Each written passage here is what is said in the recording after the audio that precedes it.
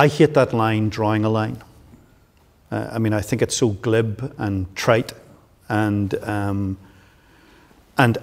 easier to say for people who haven't lost someone or haven't been touched by the horrors of this situation. But having said that, I think what we need to deal with in terms of addressing legacy is an information process, is a practical help process. And they're talking about an archive, and I think they need to call it something else, because an archive suggests to people it's something that lies in some dusty corner somewhere, and if some academic wants to come along and look at it at some point.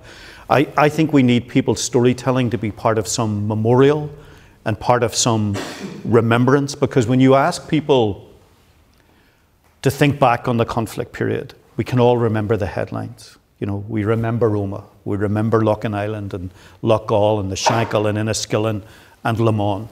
But beneath that remembering, so much is forgotten.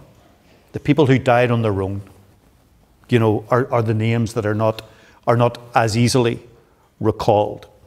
So I think that's the sort of process we need.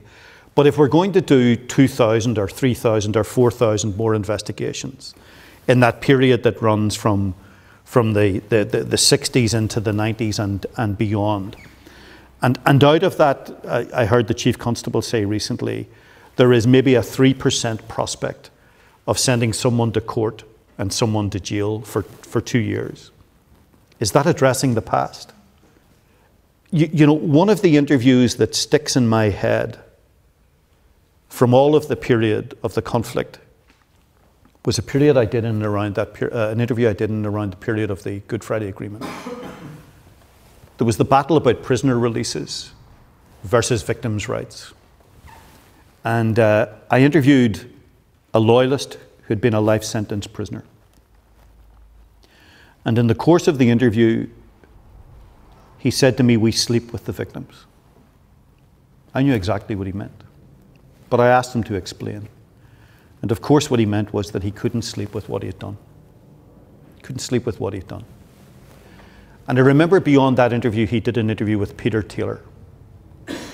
And then a couple of months later, he hanged himself. Now, I consider that man to be a victim of this conflict. That's not to condone what he did, but we are very comfortable talking about what happened, and we're not so comfortable talking about why it happened.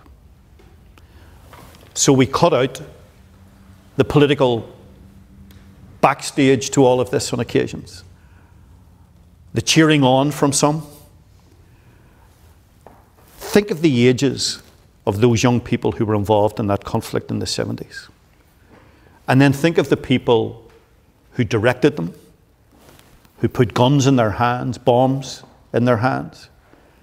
And all of those people will exit this stage without any responsibility or accountability.